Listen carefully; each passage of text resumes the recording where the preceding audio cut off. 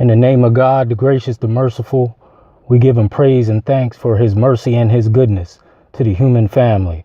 If all the trees upon the earth were pens to write with, and if all the oceans were ink, and then another 7 oceans to add to its supply, the writing would still not be enough to explain the glory of God, for he's the exalted, all-powerful, all-wise. We confide in no other in our time of need, and we praise no other in our good fortune. And even if I live to be 1,000, it still will not be enough to thank God for his many blessings and gifts. He is one. So this is Brother Shareef with the Hour of Power. Go to Hour of Power, Shareef Hamid on YouTube. Subscribe and share the channel so we can continue to lift the mind, body, and soul of our people. We have a lot of informative and exciting interviews coming up to help our people, help our community. First of all, salute to my good brother, Brother Angelo out of Greensboro, North Carolina. He did a very powerful interview with me just last night about terrorism as it relates to Islam, and clearing the air about a lot of myths about Islam being linked to terrorism and us being terrorists and all that. So if you're connected to Facebook, go to Facebook and look up the interview I did with Brother Angelo out of Greensboro, North Carolina. He did an excellent and a very informative interview about the terror attack in New York, the one in Texas at the church, and he gave a very good dissertation and explanation of the Quran, what Muslims believe, what Prophet Muhammad taught. So definitely look that up. We have an interview coming up with Dr. Patricia Crisp called Healing Trauma, about the trauma in the lives of Black people as it relates to slavery. She is a holistic doctor, and she's going to speak on that. I believe that's November 30th. I'm kind of jumping ahead a little bit. And then on November the 25th, in York, Pennsylvania, my hometown there, I'll be doing an interview at George Street Commons with my good brother, Brother John. I have some brothers helping out, Brother Collins, Brother Alafia, all helping out with this powerful interview. It ain't just going to be no regular interview where we're talking. We're going to be talking about economic empowerment for ourselves, for our people, and empowering our youth to reduce the violence and bloodshed there in York. So that's with Brother John, November the 25th at George Street Commons, Saturday at 3 p.m. So I will continue to remind the people about that. It's going to be one for the ages, economic empowerment, and to empower our people and lift the mind, body, and soul of our people, because that's what the Hour of Power does. So quickly today, our message is entitled Overcoming Your Fears, Mastering Yourself. Overcoming your fears, our fears, and mastering ourselves. What prompted me to do this message has been on my mind for a while, but it really hit home, so to speak. Last night, I was in my bed, and my youngest son, Naeem, came in, and he was very upset. And he was talking about how his light bulb blew out in his room, and he was scared to go to sleep because he has a fear of darkness. You know, many of us have went through that or experienced that when we were coming up as youth. I know I did. I used to be scared of the dark and scared of thunder. And I remember my father, Sidney Howard, may he rest in peace, would always comfort me and give me pointers, encourage me to overcome my fear. So I had a long talk with my son Naeem, and I told him about overcoming fear. And if you let fear overtake you, it will have mastery over you for the rest of your life. So again, that's the title of my quick talk today. Overcoming our fear, having mastery over yourself. Because many of us have fears about many different things. But no matter what the fear is, if we don't face that fear and take that fear on, it will have mastery over us instead of us having mastery over it and mastery over our lives. So in the spiritual realm, there are two types of fear. One is a beneficial fear, which is for the betterment of your life. And another one is a detrimental fear, which is just what the word says. It will be a detriment and a roadblock and an obstacle from you achieving things in life. So again, two types of fear, a beneficial fear, something that's going to encourage you, and something that brings about reverence, which is in the spiritual realm, and then a detrimental fear. So I don't want to make this a theology class, but I just want to give you a little reference of the two different types and what I mean by that. If you go to, in the Bible, if you go to Psalms 111, verse 11, it says, fear brings many blessings and benefits. It's the beginning of wisdom and understanding. So again, that's in Psalms 111, verse 11. Fear brings many blessings and benefits, and it's the beginning of wisdom and understanding. In Proverbs chapter 19, verse 23, it says, fear of God leads to rest, life, and peace and contentment.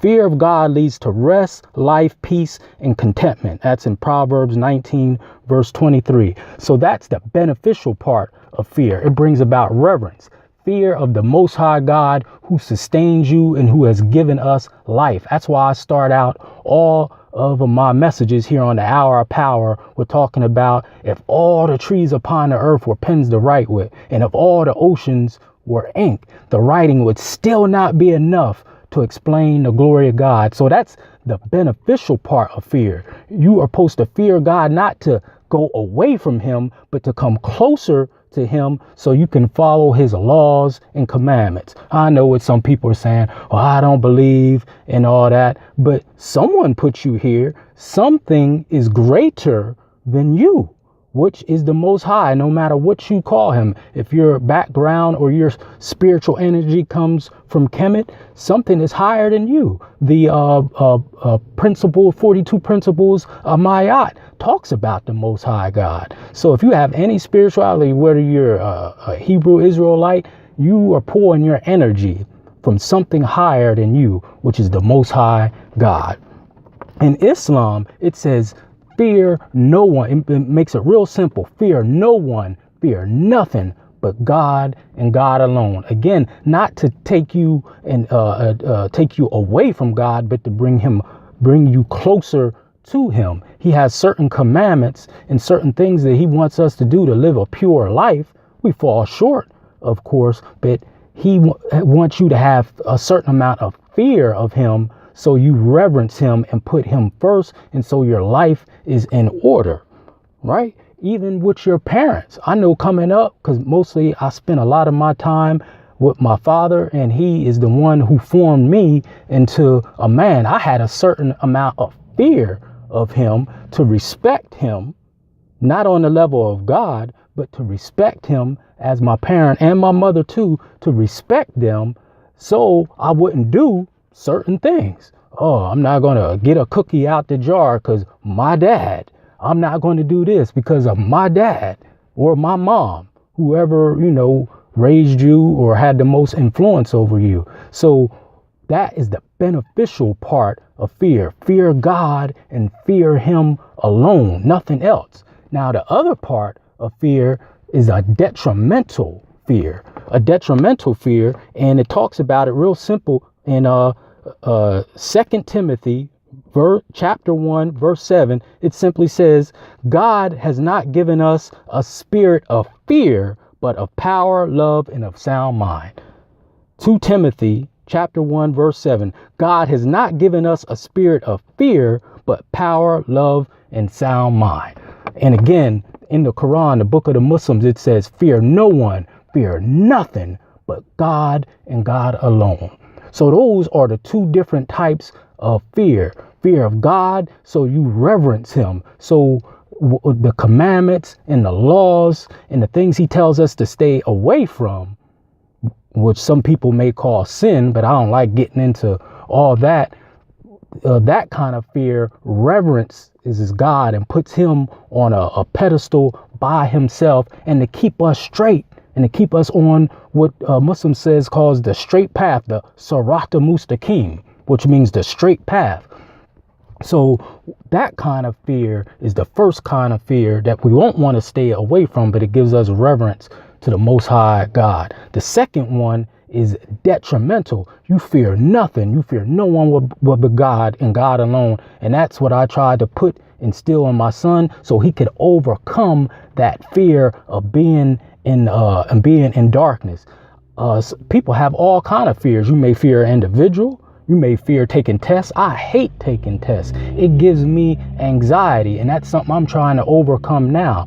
Fear may get in the way of justice. I remember when I worked at a job back home, and we had this supervisor. As soon as he got this title of being a supervisor, he became a tyrant to the point where he was just verbally abusing people. And I never stood for that, because my father instilled that to me. He said, always stand up for justice. So I would round up the other employees at break time, like, man, this man is out of control. We should say or do something. And right away, you could see the apprehension in them. Fear. They were fearful. So one time I went to the supervisor over him and told him what this other man was doing. He said, okay, well, we can have a meeting during our break and, tell me what's going on. Don't you know, I was a very young man at that time. I was only about 22 or 23 years old. These people, the other employees, they were old enough some of them to be my parents, aunts and uncles at the least, with the age difference. Don't you know, I stood up in the meeting, I laid out everything that this tyrant was doing, meaning this supervisor that was being unjust, being unfair.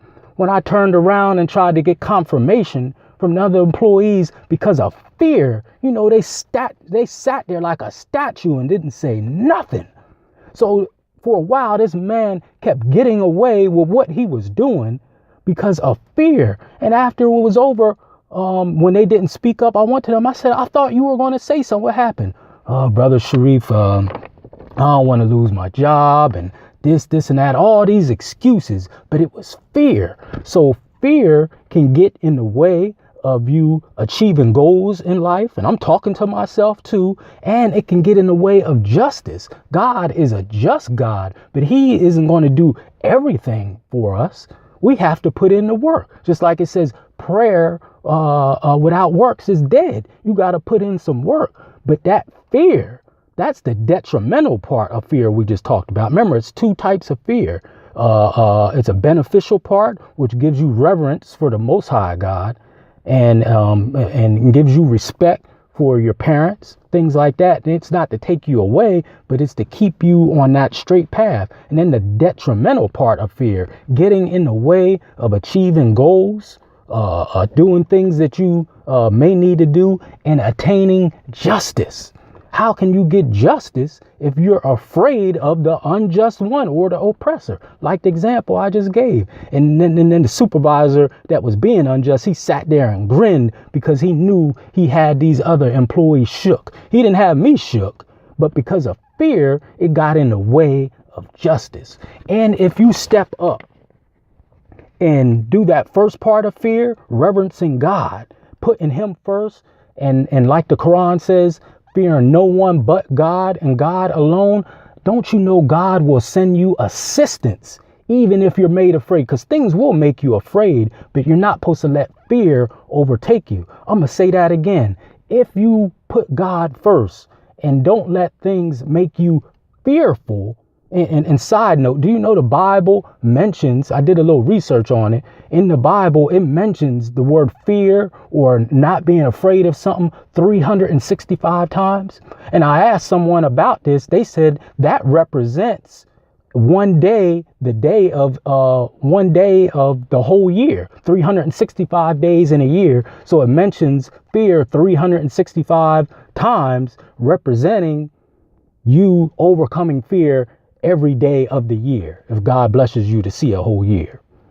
So anyway, if you put God first and only fear him and him alone, he will send you assistance to overcome your fear. Well, what do you mean by that, Brother Shareef? Now, I want you to listen to this real good, because the example I'm gonna give you, then I'll be done. The example I'm gonna give you may sound irrelevant or small to you, but it means a lot to me. One time when I was growing up back home, we used to have a place called the Mission. And it was a place for youth to go. And during the summer, I believe, they would take us out of town, out in the woods for like a camping expedition, a camping trip. And you would go there for a whole week, do archery, horseback riding. It was a place for, children to go for a week. And one time this was many years ago. I had to only been in maybe third, fourth grade, somewhere around there. I was a very young man, very young boy. And on the way there, we would go there on a bus. So I was there on the bus. And this is around the time when the Air Jordans came out. And anyone that knows anything about that, it was youth, black youth, literally killing each other, hurting each other, robbing each other just to get these sneakers because they were so expensive and everyone couldn't afford them. So my mom and dad used to, spoil me with those kind of things because I was the only child. My older brother and sister were already out the house, so they could afford to do that for me. Not important to me now, but it was a big thing then. So I was on this bus.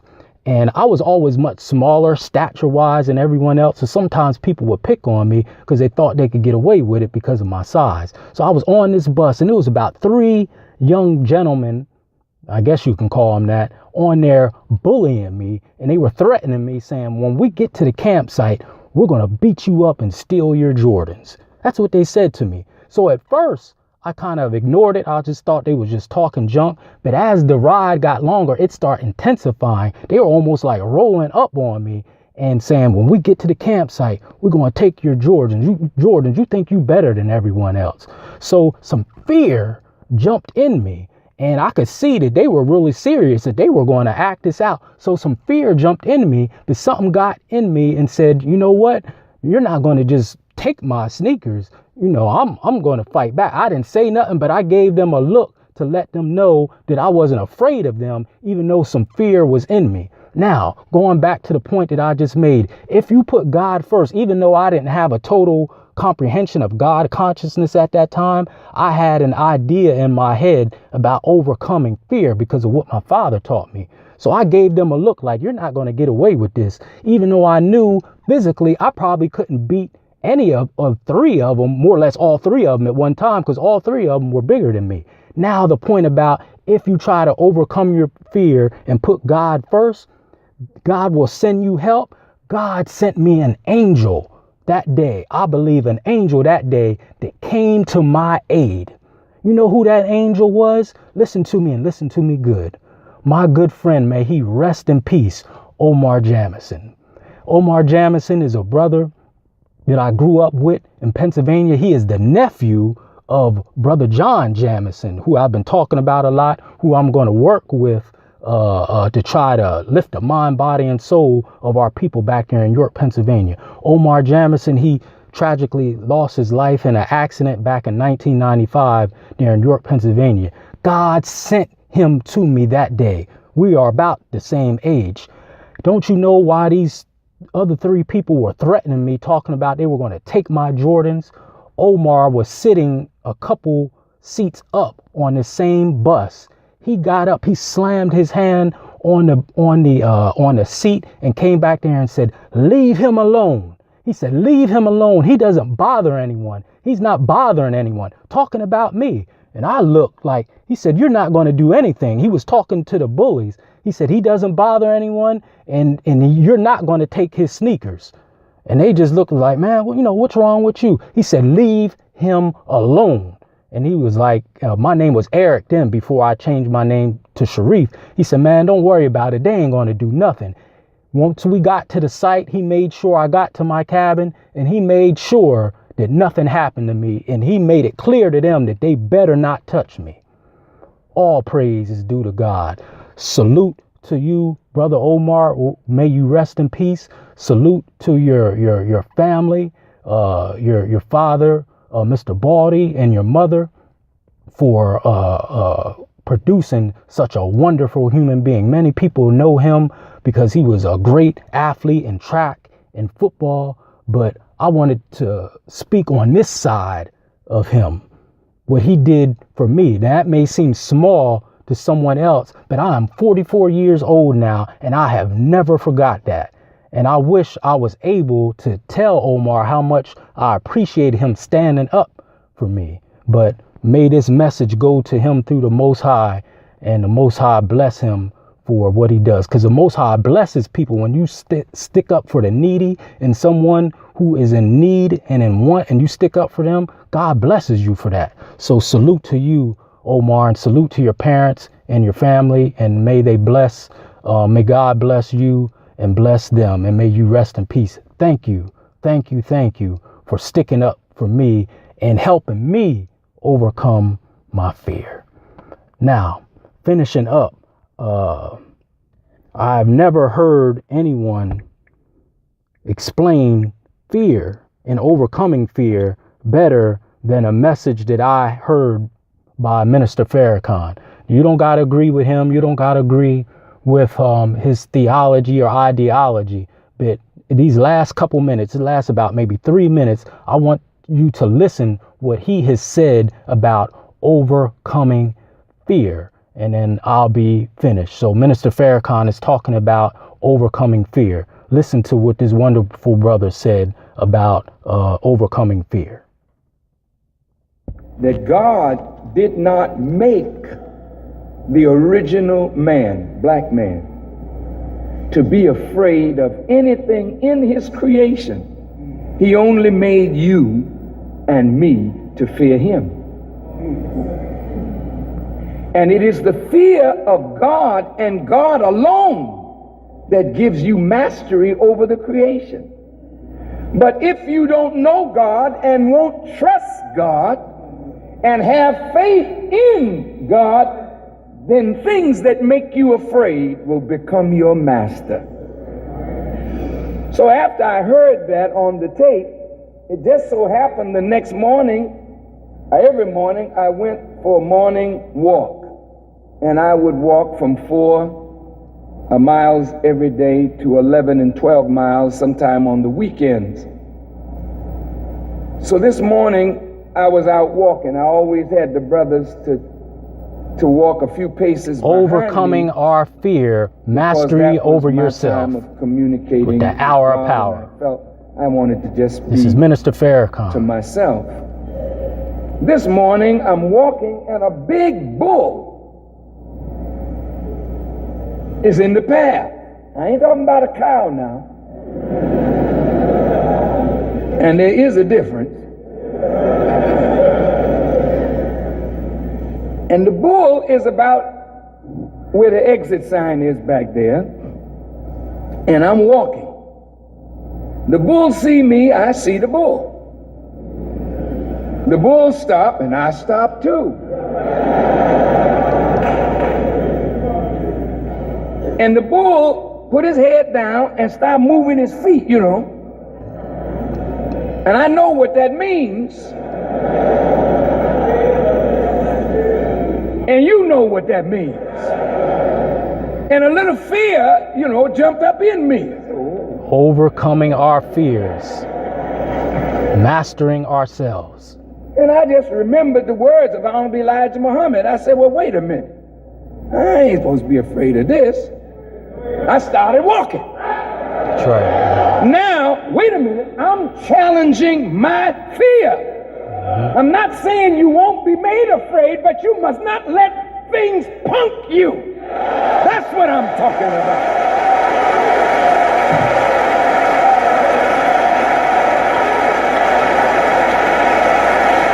I couldn't turn around. I couldn't run backwards. I couldn't walk back because I had something in my head that my teacher had told me. So I talked to myself. You heard what he said. And brother, sometimes you got to talk to yourself now. Sometimes you don't have time to talk to yourself. But I had at least 50 or 60 paces to think this thing out. And I started walking toward the bull, and the bull never moved. He put his head down again, and he started doing this, you know. And I kept right on walking. And when I got about 20 paces from the bull, fear jumped in him. And the bull ran off in the bush. I said, Allahu Akbar.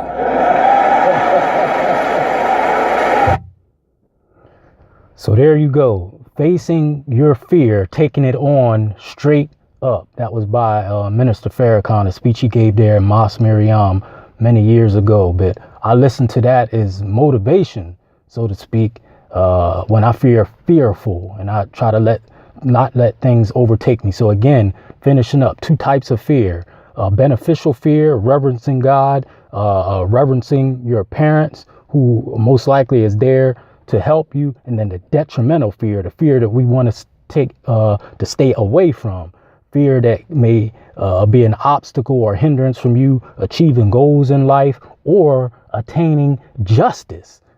Don't be afraid. We got men out here, 6 foot tall, 250 pounds, knock people's head off on the football field, but scared to stand up against the enemy, those who are oppressing us. Like the example I gave at that job I had, and people were scared to speak up. They knew it was the right thing to do, but because of fear, that was a hindrance from us getting justice and peace at our job. So again, this is called overcoming our fears, mastering ourselves. Take on your fear straight up, including me. It's things that I'm working on to overcome fear. Fear causes anxiety, and that's not what it wants. It told you there in scripture. I'm going to read it again. In 2 Timothy, it says, God has not given us a spirit of fear, but power, love, and a sound mind. You can't have no sound mind if you're fearful of everything. And like the minister said, I don't mean things won't make you afraid, but you must not let fear take you over. So I hope this short message has helped someone, encouraged someone to overcome your fear, and so you can master yourself, so it don't master you, and certainly so it don't keep us from attaining justice. You see it in the NFL now. People are overcoming their fears and stepping up. We ain't standing for no wicked flag. But before, in the 80s and 90s coming up, no one in sports would speak up against anything, out against anything, because of fear. Fear is a hindrance from achieving goals and attaining justice. And like the example I gave about my good brother Omar, if you even show the effort, God will send you something and send you someone to assist you in overcoming your fear. So I hope this message has helped someone. I leave you in peace as I came. To my Muslim family, assalamu alaikum. To my Christian family, praise the Lord. To my Hebrew Israelite family, shalom. To my Black conscious family, hotep.